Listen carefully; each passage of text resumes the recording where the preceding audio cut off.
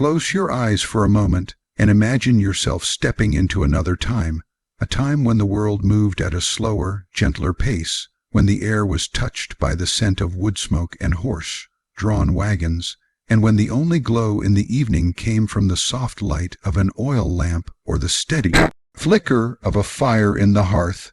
The year rests somewhere in the final decades of the 1800s, deep in what history now calls the Gilded Age. But here, in this quiet corner of America, there is nothing glittering or grand, only the steady heartbeat of small town life, shaped by the honest work of ordinary people. The streets are narrow and uneven, paved in cobblestones worn smooth by countless wagon wheels. In the distance, you can see the outlines of buildings, their shapes softened by the deepening twilight. Brick storefronts stand side by side, some with faded painted signs advertising dry goods, tailoring, or the promise of fresh bread each morning. Wooden houses, modest but sturdy, cluster along the side roads. Their porches are lined with simple rocking chairs, a few of which creak softly in the evening breeze. The air holds a faint chill. It is winter now, and the sky has already begun to shift into its nighttime colors. There's a thin line of pink still clinging to the horizon, melting slowly into pale gray, blue, and higher still into the deep navy of night. A few stars have begun to prick the sky, delicate and steady. Overhead, the first sliver of the moon peeks out from behind a lace of drifting clouds, casting just enough silver light to make the snow sparkle faintly. This is a world without the rush of automobiles or the hum of electric lights. Here, evenings arrive with a hush. There is movement still.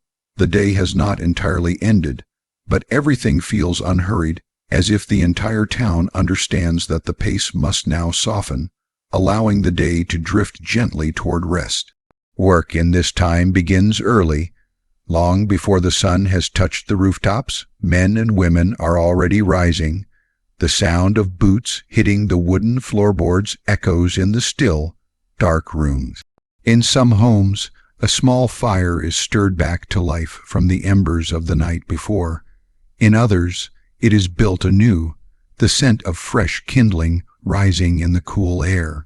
Breakfast is often simple, perhaps a slice of bread, maybe a warm biscuit if there was time to bake the day before, washed down with coffee brewed on the stove. Then comes the walk to work, boots crunching over frost or tapping over cobblestones. Some go to the factories, their breath puffing in the morning air as they make their way to the tall brick buildings that line the edge of town. The factory floor is a place of constant sound, machines clattering, belts turning, steam hissing. The air smells of oil, metal, and sometimes the faint tang of smoke from the nearby boiler. 12 hours here is not uncommon, and the body learns the rhythm of repetitive motion. There are brief pauses for meals, eaten quickly, before the hum of labor begins again. Others tend to smaller workshops, perhaps as carpenters, blacksmiths, or cobblers. These spaces are quieter than the factories, yet filled with their own music, the sharp ring of a hammer on iron, the rasp of a saw through wood, the soft shush of a brush sweeping shavings from a workbench.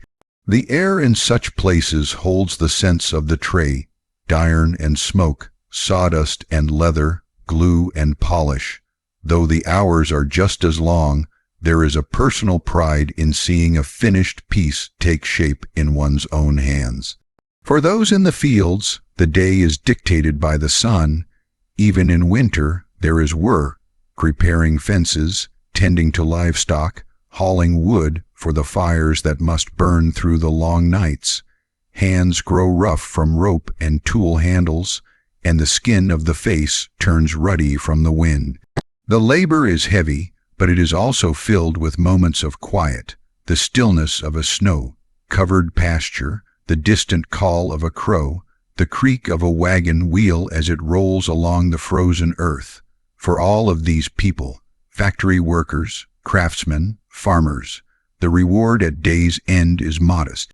$1 a day is common, and though it will never make one wealthy, it is enough to provide the necessities: flour for bread, kerosene for the lamps, perhaps a little fabric for mending clothes.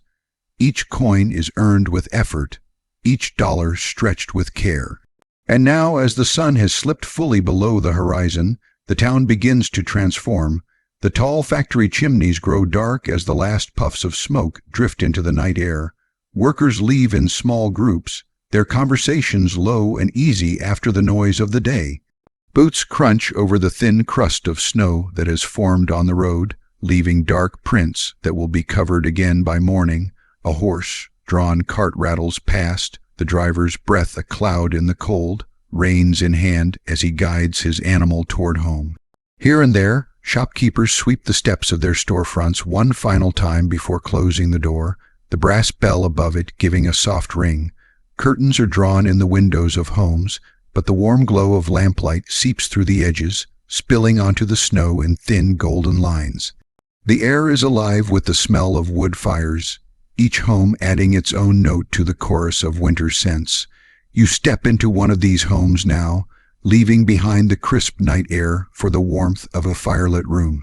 The change is immediate: the gentle embrace of heat, the faint scent of cooking from earlier in the evening, the muffled quiet that only a well-insulated winter room can hold. The walls are lined with shelves of simple crockery, a few books, and perhaps a small framed photograph or two, the glass catching the firelight. A sturdy wooden table sits in the center, its surface marked by years of meals, sewing projects, and conversations. An oil lamp stands at one end of the table, its flame steady and bright within the glass chimney. Shadows sway gently along the walls as the flame shifts. On the stove, a kettle lets out a faint, steady hiss, the promise of hot tea or coffee to warm the hands before bed. Boots rest beside the hearth, drying from the damp of snow. A heavy quilt is draped over the back of a nearby chair, ready to be pulled close for the night. From the window, you can still see the quiet street, though it grows softer now, blurred slightly by the thin film of frost forming on the glass. A lone figure walks by, shoulders hunched slightly against the cold, but their steps are unhurried.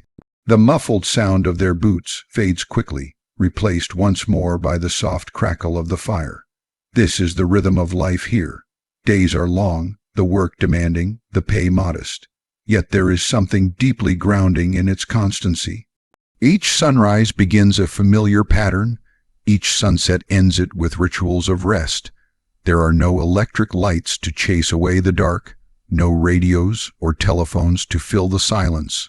Only the steady companionship of the hearth, the lamplight, and the company of those who share the home.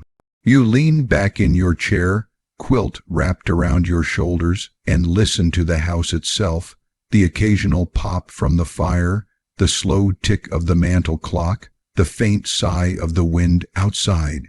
These sounds are as much a part of the setting as the streets and the fields. They are the voice of the Gilded Age at rest. And as you sit there, you realize that while history remembers the Gilded Age for its grand railroads, its tycoons, and its glittering wealth, the truer picture lies here in moments like this. A warm room after a cold day, a single coin placed carefully in a tin box, the comfort of knowing that, for tonight at least, you are home and safe.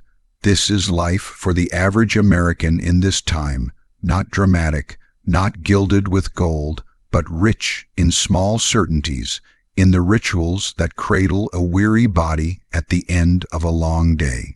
The world outside will keep moving. Factories will start their machines again. Fields will wait for the morning sun. But for now, the evening belongs to stillness. The setting is quiet, timeless, and tender, holding within it the essence of a life lived not for spectacle, but for the steady rhythm of work and rest, day after day, year after year. And in this calm, you feel the deep, quiet truth of the era, that even in a time of long hours and small wages, there was beauty in the simple act of ending the day, gathering around the fire, and letting the night carry you gently toward tomorrow.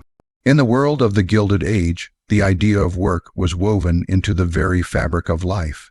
It began before the first hint of daylight reached over the horizon and continued long after the sun had slipped away. For the average American of this time, there was no choice in the matter. Work was the center of the day, the thing that sustained home and hearth. 12 hours was not considered an extraordinary shift. It was simply what was needed. A single dollar at the end of such a day was typical, and though it was small, it was treated with respect, carefully stretched to meet the week's needs. Imagine waking before the town has stirred. The air in the room is cool, your breath faintly visible in the early light. The stove has long since burned down from the night before, and the first task is to coax a flame back to life. There's the soft scrape of a match against the box, the gentle flare of light, and the slow building of warmth as wood begins to catch. Breakfast, if it can be called that, is quick. Perhaps a slice of bread or cornbread from the day before, maybe a thin porridge, sometimes nothing more than coffee. Meals are not leisurely affairs. They are fuel for the body before a long day. For those who labor in factories, the journey begins with the sound of boots on frozen ground in winter, or the crunch of gravel and dust in summer. The streets are still dark, lit only by the occasional street lamp or the dim glow from a shopkeeper's window. The factory itself stands tall and solid, often made of red brick, with high windows and a wide doorway that swallows up the workers as they arrive. Inside, the air is thick, sometimes with the scent of oil and iron, other times with the musty smell of cloth or leather. The noise is constant, a blend of mechanical rhythm and human movement, gears turning, belts whirring, hammers striking, voices calling above the din. The hours stretch on in long, even lines. Tasks are repeated over and over, hands moving almost of their own accord, bodies bending to the demands of the machines. Time is marked not by clocks, but by the feel of hunger and fatigue setting in. There is a break, brief and without ceremony, where food is eaten from a tin pail or wrapped paper. Perhaps bread with a smear of butter, maybe a slice of cheese or cold meat. Conversation is spare. The break is too short to waste on more than a few words. For others, the day unfolds in smaller workshops. These spaces are less crowded but no less demanding. A carpenter might begin with a piece of rough wood, shaping it with care into a table leg or a sturdy chair rung. The scent of fresh, cut lumber fills the room, mixing with the tang of varnish or glue. A blacksmith's shop smells of hot metal and smoke, the air sharp with the sound of hammer on anvil. Leather workers bend over their benches, stitching boots or harnesses with steady precision, the thread pulling through the hide in a rhythm as practiced as breathing. Then there are those whose work takes them outdoors, regardless of season. In the fields, the cold wind bites at cheeks and fingers in winter, while in summer the sun presses heavy and warm against the back. Livestock must be fed, fences mended, tools repaired. The land itself demands attention, rows tilled, seeds planted, crops tended. Even when the fields lie fallow, there is labor to be done, whether hauling wood, clearing brush, or tending to the needs of animals. In all these places, factories, workshops, and fields, the body is in constant motion. Muscles ache, hands grow rough, and fatigue seeps in long before the day's end. The work is physical, but it is also a quiet test of patience. Hours pass without change, each task blending into the next. And yet, this repetition, this constancy, is the heartbeat of life in this time. As the day wears on, light changes. The high windows of a factory catch the shifting sun, moving from pale morning gold to the long shadows of afternoon. In a workshop, the angle of light sharpens across the workbench, highlighting dust motes that swirl slowly in the air.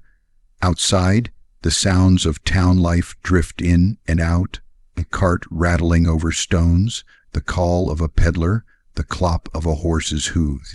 By the time the workday finally draws to a close, the air feels different, lighter somehow, as though the weight of the hours is finally easing.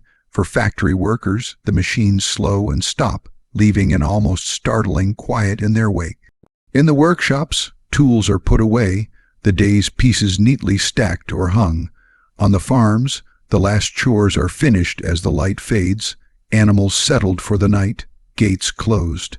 The pay for such long hours, about $1, is small by modern measures, yet in this time it holds value. A coin placed carefully into a pocket or small tin represents food on the table, oil for the lamps, perhaps a bit of fabric for mending clothes. It is not extravagant, but it is enough to keep life moving. Every purchase is considered, every penny accounted for. Waste is rare because it cannot be afforded, and though the work is long, it shapes the rhythm of the days. People measure time not in vacations or grand events, but in the reliable cycle of labor and rest, of sunrise beginnings and sunset endings. There is a sense of shared experience, too, neighbors and friends walking home at the same hour, their paths crossing in the quiet streets. Conversations are short but warm, a nod of recognition or a few words about the weather, the harvest, or the latest shipment to the general store.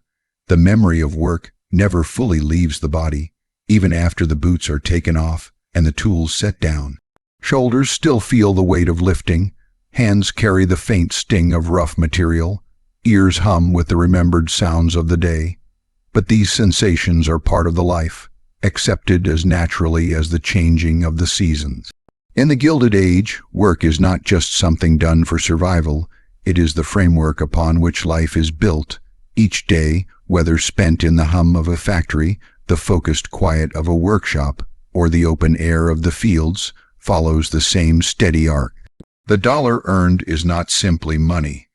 It is proof of endurance, of skill, of the ability to meet the demands of the day and still return home when it is done.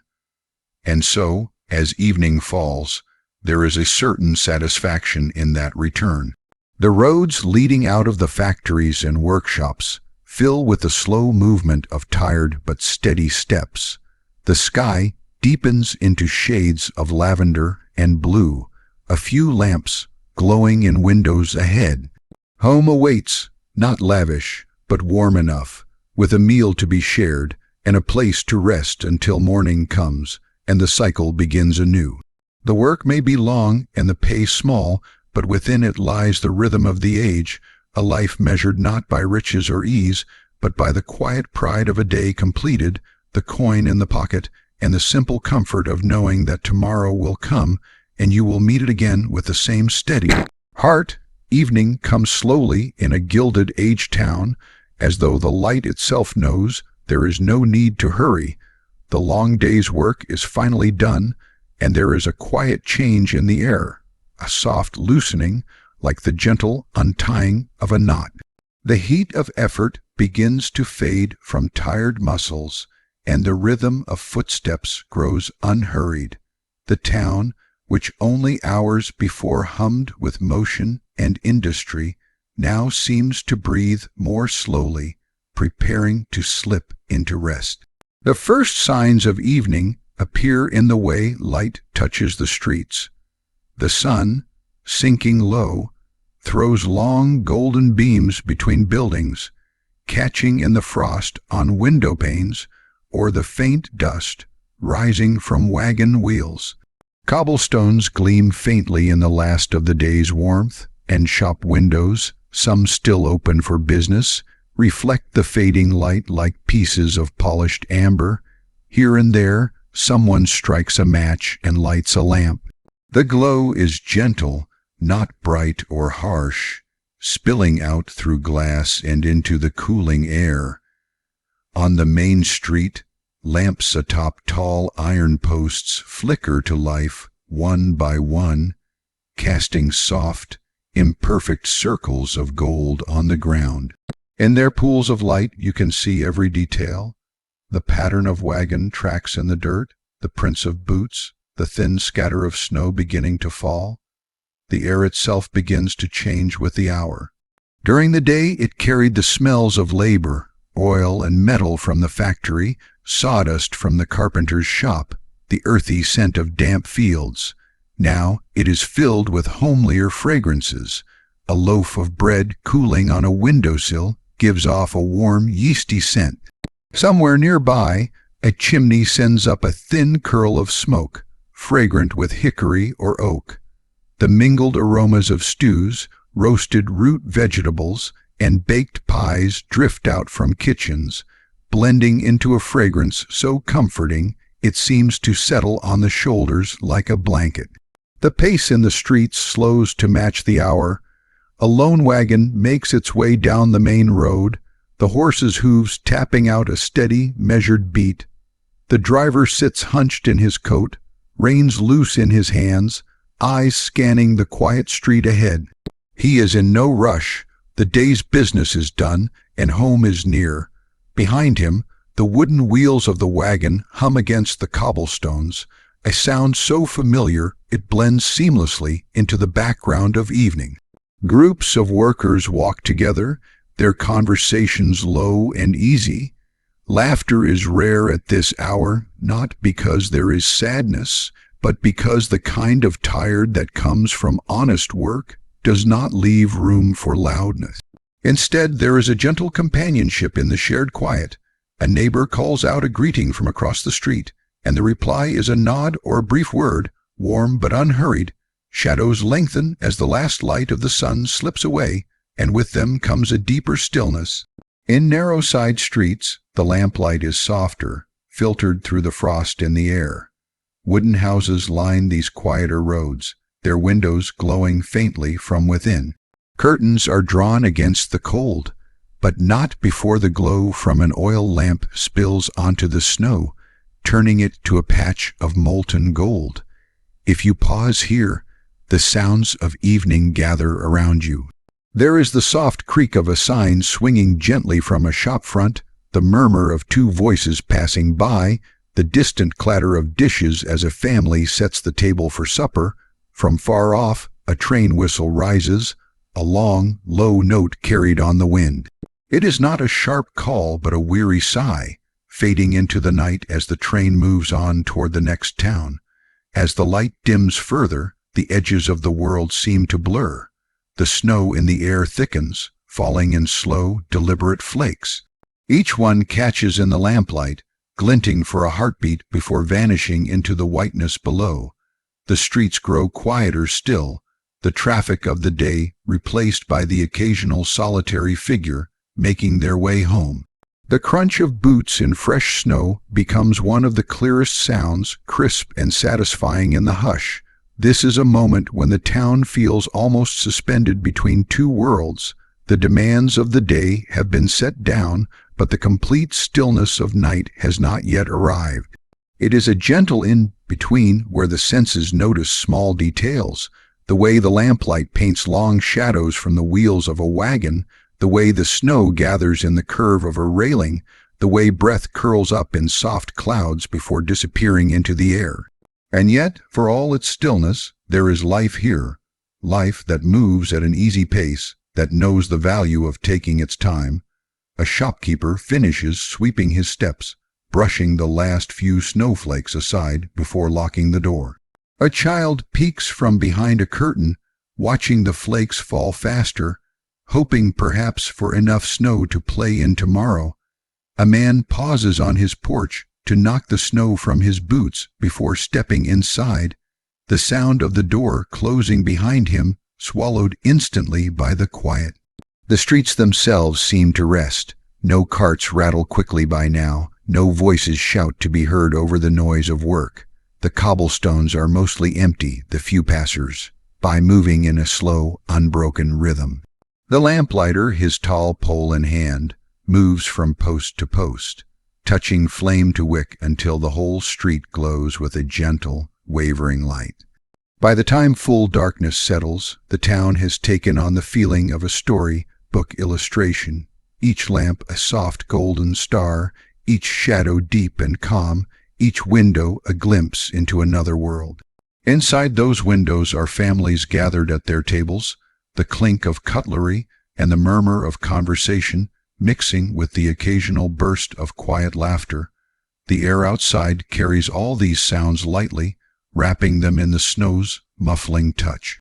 In the quieter corners, far from the main road, the evening deepens into pure calm. The snow lies undisturbed on rooftops, fences, and the bare branches of trees. A stray dog trots along, leaving a neat trail of prints before disappearing into the shadows. The cold air is clean, each breath sharp yet refreshing, carrying with it the scent of distant fires and the faint metallic tang of snow. The beauty of this time of day is in its unremarkable perfection. Nothing grand happens here, nothing worthy of a headline, and yet the scene is whole in itself. The slowing of footsteps, the dimming of light, the mingling of warm scents and cold air, these are the quiet markers of an evening in Gilded Age America. They are as much a part of life as the work that fills the hours before, and perhaps even more deeply felt. For in this pause, the day truly finds its end, and the night opens its gentle arms. If you were to stand in the center of the street now and close your eyes, you might hear only the softest sounds.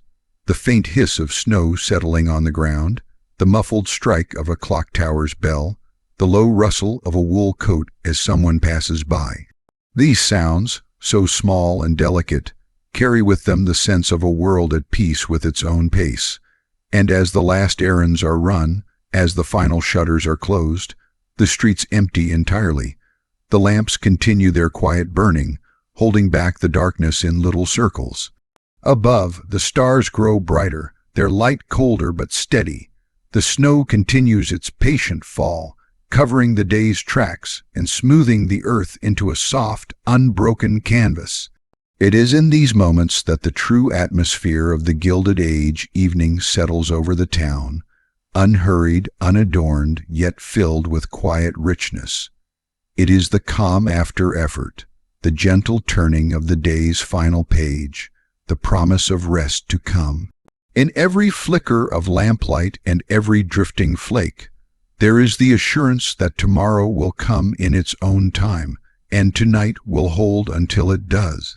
The modest wooden homes of the Gilded Age, tucked along narrow streets or standing quietly in the countryside, were more than mere shelters. They were havens from the harshness of the outside world. After the long hours of labor, after the dust and the noise and the endless movement of the workday, crossing the threshold into such a home felt like stepping into another realm, one wrapped in gentle light and familiar scents. The moment the latch clicked shut behind you, the chill of the evening was traded for the slow, enveloping warmth of a fire that had been tended since late afternoon. It was not a heat that blasted or startled, but one that radiated patiently, creeping into your bones until the stiffness of the day began to ease. The hearth was the heart of the home, both in the practical and the poetic sense. A wood, burning stove or open fireplace was more than a source of warmth. It was the quiet pulse of daily life.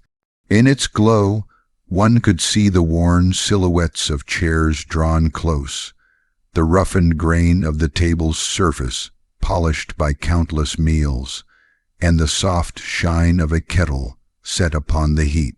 The air carried a mingling of scents, the dry, almost sweet aroma of burning wood, the faint tang of iron from the stove, and the homely fragrance of bread that had been baked earlier in the day, still lingering in the corners. Every scent spoke of sustenance, of survival, and of the small, steady joys that made the long hours of work worth enduring. Oil lamps, their glass chimneys slightly smudged from use, cast a gentle amber light that softened the edges of the room. Shadows pooled in the corners, not ominous but protective, like old friends standing watch. The light was steady but tender, painting everything in hues of gold and honey. It did not pierce the eyes as the stark glare of electric bulbs would in decades to come, but instead caressed them, inviting you to rest, to linger, to allow your mind to wander without hurry. In these homes, possessions were modest and few, yet every object seemed to hold a story.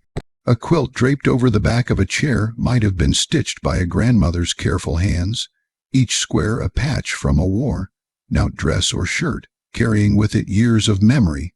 A simple bookshelf, perhaps no more than 2 planks set upon bricks, might hold a small collection of well-thumbed books, volumes of poetry, a family Bible, perhaps a copy of a novel passed from neighbor to neighbor until its cover grew soft from handling.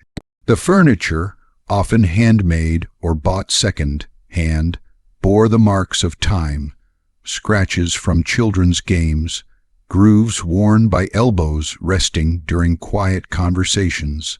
The polish faded where hands had held on for support. The sounds inside were as much a comfort as the sights. The fire crackled with slow, deliberate pops, and occasionally a log shifted, sending up a soft hiss as sap met flame. A kettle on the stove might murmur with the beginnings of a boil, promising tea or coffee. Outside, muffled by walls and snow, the world continued on in quiet rhythms, horse hooves clopping faintly down the road, a wagon wheel creaking, perhaps the distant call of a neighbor bidding good night. These sounds did not intrude but reassured, marking the continuity of life beyond the home's door. Children, if there were any, might be sprawled on the rug before the fire, their cheeks rosy from the cold, their hands wrapped around mugs of warm milk or cider. Their laughter, even when subdued, had a brightness to it that filled the room like music. Parents, their faces lined not just with age but with the marks of steady work, would share a glance, silent but full of understanding, before settling into their chairs. A mending basket might be brought to the table, and under the warm glow of the lamp, hands would work slowly, stitching tears in trousers or darning socks. These acts, though humble, carried with them a deep tenderness, a way of saying without words, "You are cared for, you are kept." Winter evenings in such homes were especially cherished. Outside, the air was sharp and biting, the ground firm with frost, but inside, slippers scuffed against worn rugs, and the very walls seemed to hold the warmth like an embrace. Coats were hung carefully on hooks by the door, still carrying the crisp scent of snow, and boots were placed near enough to the fire that, by morning, they would be dry and supple again. Sometimes a pot of stew would simmer on the stove for hours, filling the air with the rich, savory perfume of carrots, onions, and tender meat. It was a scent that seeped into clothing, into hair, into the very memory of a household. The rhythm of life in these homes was unhurried in the evenings. There was no rush to check a clock, for the workday was done and the night belonged to rest. Conversation meandered like a slow-moving stream, touching on small events of the day, news from the neighborhood, or memories from years past.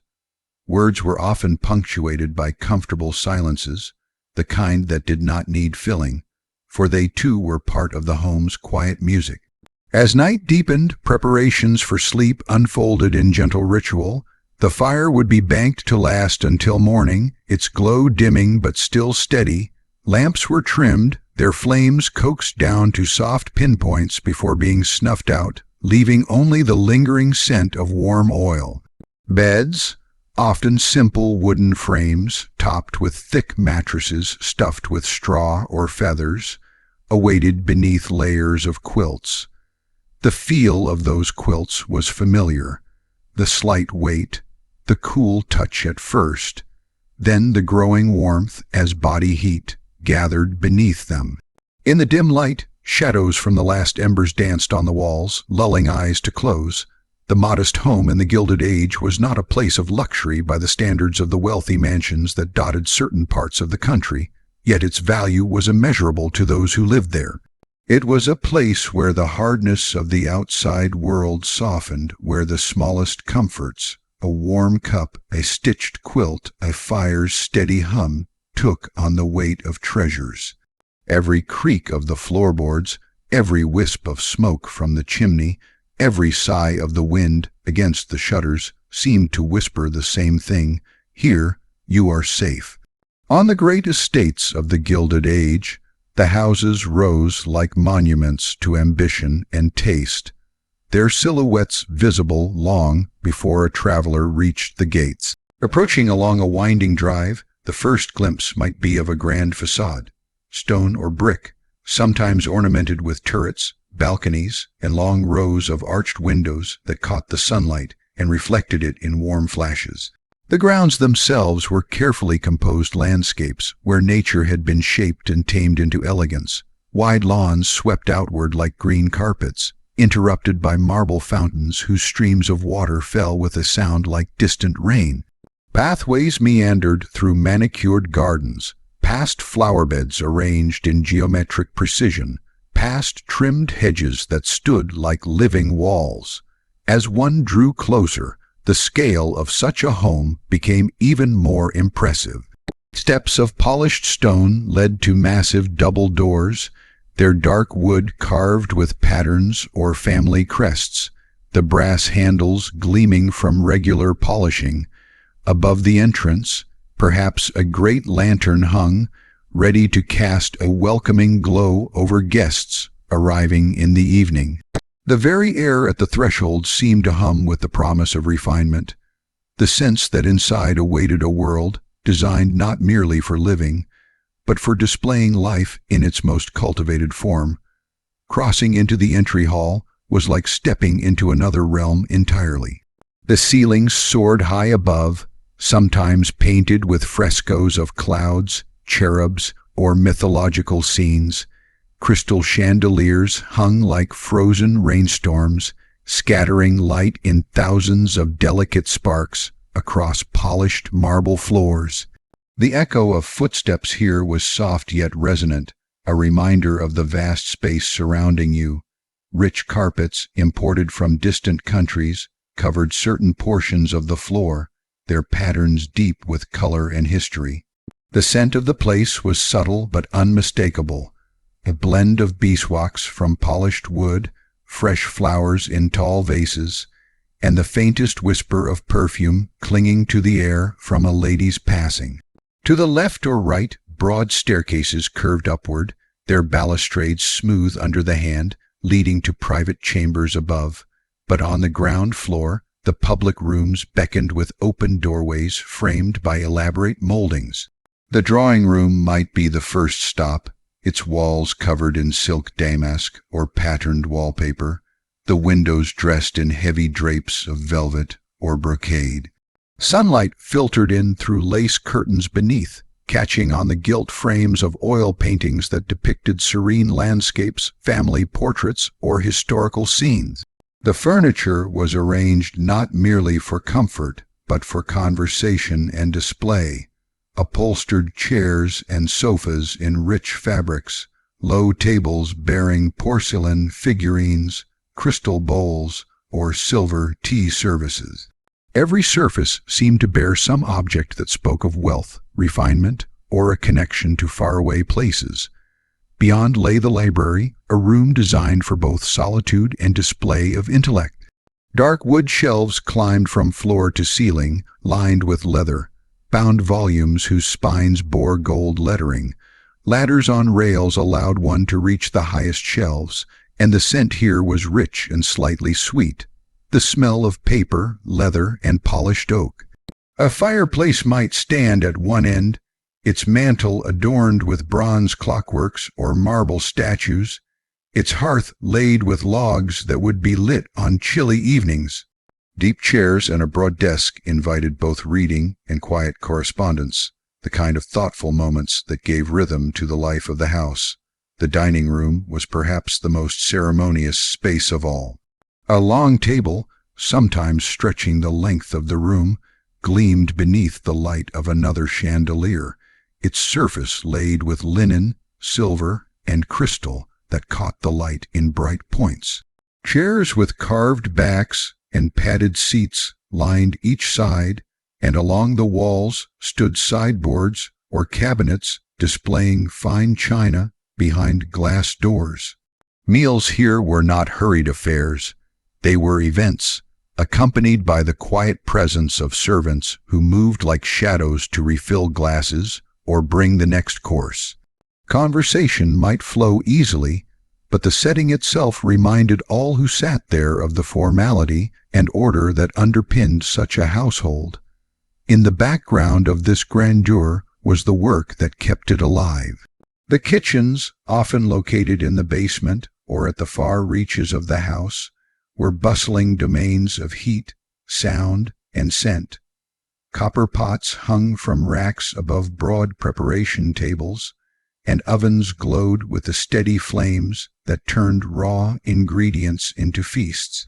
Pantry shelves were lined with jars of preserves, sacks of flour, and carefully labeled spices from across the globe.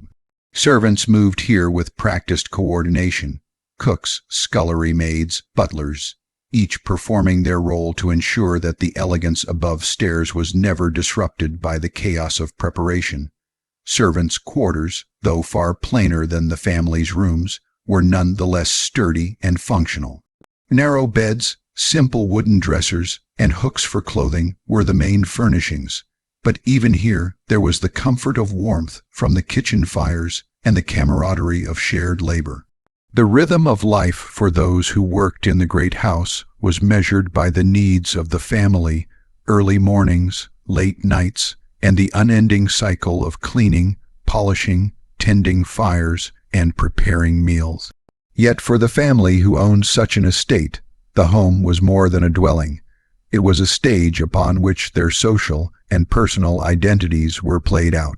Balls might be held in the grand hall, with musicians performing beneath glittering lights as couples moved in graceful patterns across the floor. Afternoon teas could take place in the conservatory, where exotic plants and flowers bloomed year-round under glass, and the light fell through the panes in soft, dappled patterns. Guests might stroll in the gardens, pausing by reflecting pools or gazebos, their conversations mingling with the songs of birds.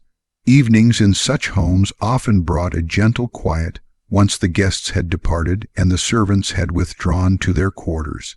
Family might gather in a smaller sitting room, away from the formality of the main spaces, to read by lamplight or speak in low voices. The crackle of a fire, the ticking of an ornate clock, and the rustle of pages turning might be the only sounds. Outside, the vast lawns stretched into the darkness, their stillness broken only by the whisper of wind in the trees or the distant call of a night bird. These houses were built to endure, both in stone and in memory. They carried the imprint of the era's ambition, the desire to show not only success but permanence, to create something that would stand as a legacy. Every detail, from the curve of a banister to the pattern of a tiled floor, was a statement of intention. To walk through such a home was to move through a carefully crafted world, one that balanced display with the rhythms of daily life, where the grandeur of a reception room could exist alongside the quiet comfort of a personal study.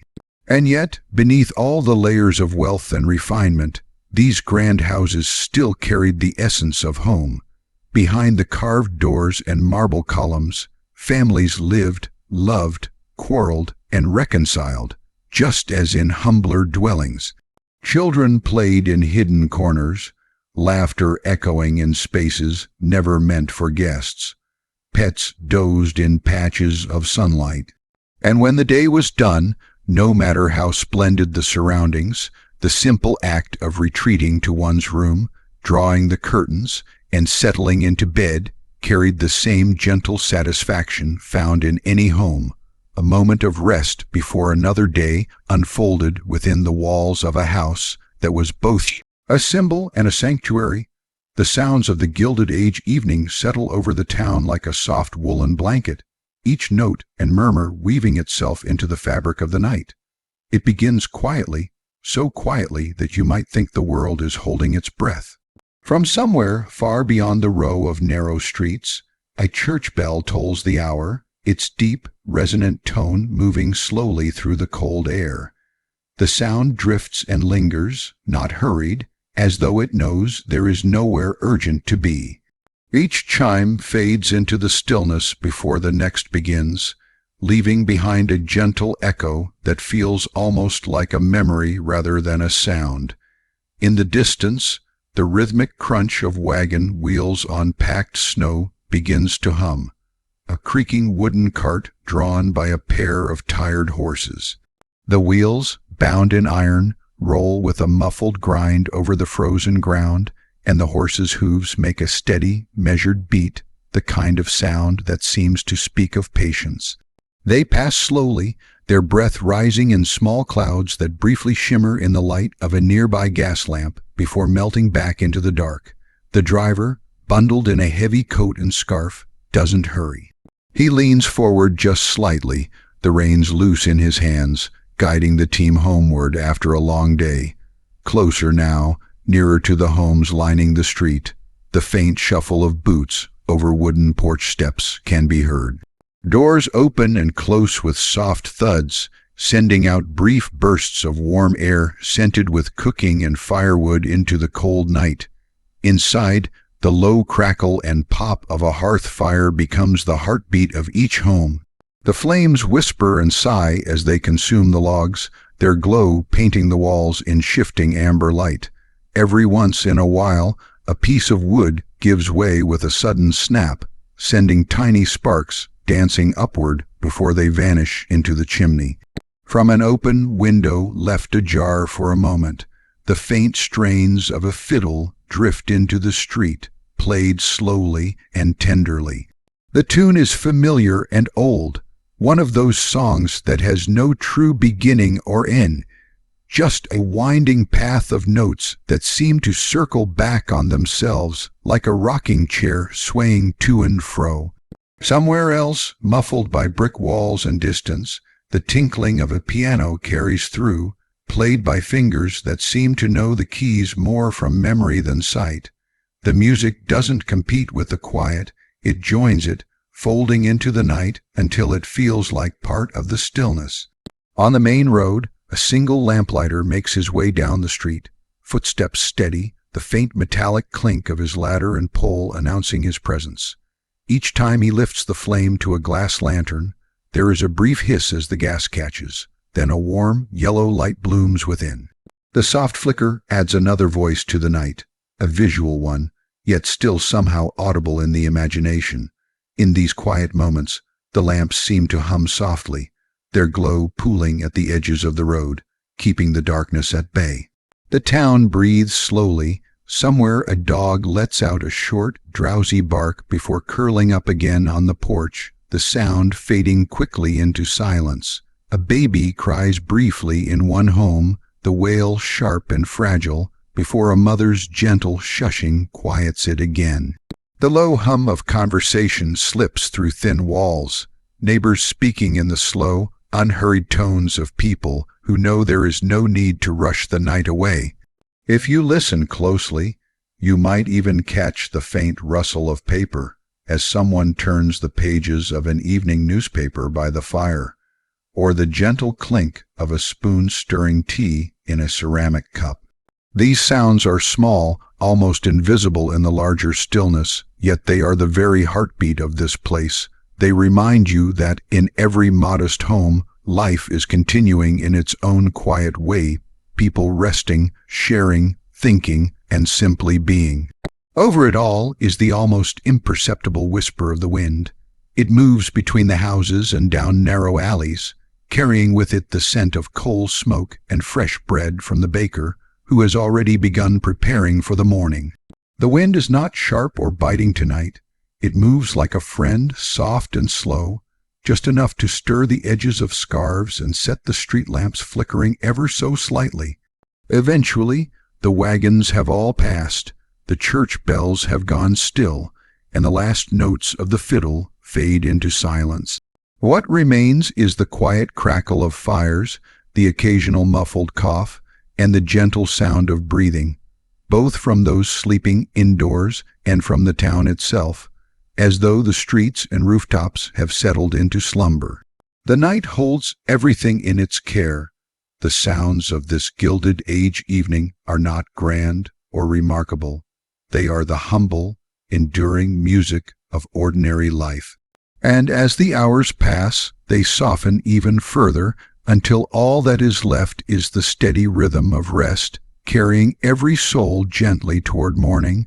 The deep stillness of the Gilded Age night stretches onward, holding the town in a quiet embrace that feels almost sacred. The gas lamps cast their soft pools of amber light on the cobblestone streets, each one glowing like a tiny hearth in the open air. Their glass panes glisten faintly with condensation, the cool air wrapping around them while the warm flame inside breathes a steady, gentle life.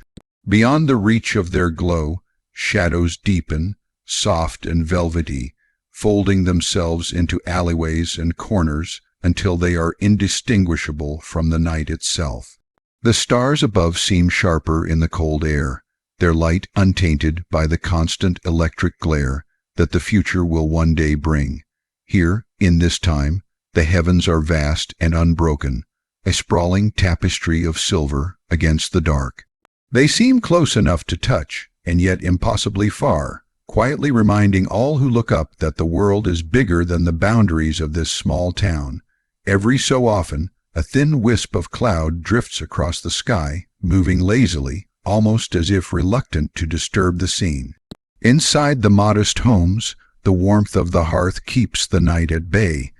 The fires have burned down to embers, glowing with a steady, deep red light that pulses softly, almost like the coals themselves are breathing. They cast long, slow, moving shadows across the wooden floors and the well-worn furniture, shadows that sway with the faintest movements of the flames. In the corners of the rooms, the air feels still, holding on to the scents of the day: baked bread, boiled potatoes, the faint tang of coal smoke that has seeped into the walls over the years. Children, wrapped in woolen blankets, lie tucked in narrow beds, their breathing slow and even. The faint squeak of an old mattress accompanies a sleepy turn, but the sound quickly fades back into the quiet rhythm of rest. Beside them, in another room, a mother sits in the low light, mending a shirt with steady, patient hands. The thread whispers through the fabric with each stitch, her head bent close to her work, though her eyes grow heavier with every passing moment. She listens absently to the distant sound of boots in the street outside, a late returner making his way home, his footsteps slow and deliberate. Farther down the road, the last saloon is closing for the night. The rickety door swings shut with a muted thud, and the faintest hint of laughter drifts out before being swallowed by the air. Inside, chairs are being stacked, and the dull scrape of wood on wood is followed by the sweep of a broom over the creaking floorboards. The barkeep hums to himself as he works, a low and tuneless murmur that keeps him company in the near-empty room. His lantern throws a warm circle of light ahead of him, and when he blows it out at last, the shadows reclaim the space completely. On the edges of town, where the houses thin and the land opens into fields and meadows, the night grows deeper. A thin layer of frost coats the ground, glittering faintly in the starlight. The bare branches of trees stand motionless against the sky, their skeletal outlines silent and still. Somewhere in the distance, an owl calls, one low, echoing note that seems to hang in the air far longer than it should. In reply, another owl answers from somewhere farther off, their conversation stretching invisibly across the dark. Along the railway tracks, the iron rails gleam faintly, catching what little light filters down from above. No trains will pass until morning, but the air still holds the memory of them, the distant thunder of wheels, the long, mournful cry of a whistle. Tonight, the tracks are silent, stretching endlessly into the dark, their parallel lines a quiet promise that the world beyond the horizon is still out there, waiting. In a small boarding house, a group of laborers share a cramped upper room. They have returned late from the factories, their hands rough and darkened with soot, their shoulders sagging with the weight of another 12-hour day. One by one, they lie down on their narrow bunks, boots placed neatly beside them, coats folded at the foot of the bed. They speak in low voices at first, telling short fragments of the day's work or a half-remembered joke, but the words grow fewer until they are replaced entirely by the slow, steady sound of breathing. Soon, the room is filled with the warm, communal rhythm of sleep. Even the animals seem to feel the stillness of the hour. In the stables, the horses shift softly in their stalls, the faint rustle of hay and the occasional stamp of a hoof the only sounds. Their breath rises in small clouds that vanish almost instantly, and the scent of straw mixes with the earthy warmth of their coats. Outside, a dog curls tightly into a ball at the corner of a porch, nose tucked beneath its tail twitching slightly as it dreams.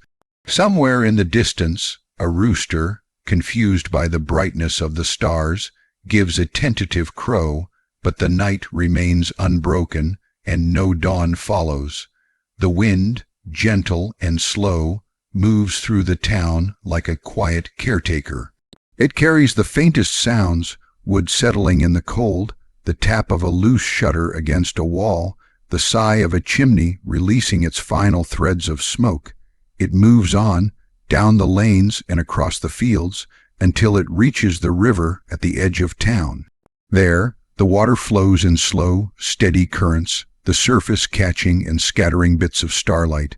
The soft gurgle of the river is a lullaby all its own, one that has played long before the Gilded Age began and will play long after it has passed. In these hours before dawn, time feels suspended. The world exists in shades of gold from the lamps, silver from the moon, and deep, velvety black from the shadows that stretch across the land. It is a moment in which nothing demands haste, in which the simplest acts, breathing, resting, listening, are enough to fill the night, and so the town sleeps on, each person folded gently into the quiet. The night will hold them, all factory workers, shopkeepers, mothers, children, the lonely and the loved, until the first pale light of morning begins to brush against the windows. But for now, there is only the stillness, the warmth of hearth and blanket, the soft hum of life at rest. It is the sound of peace, of a world not yet hurried by the pace of the future, and it lingers like a blessing in the dark.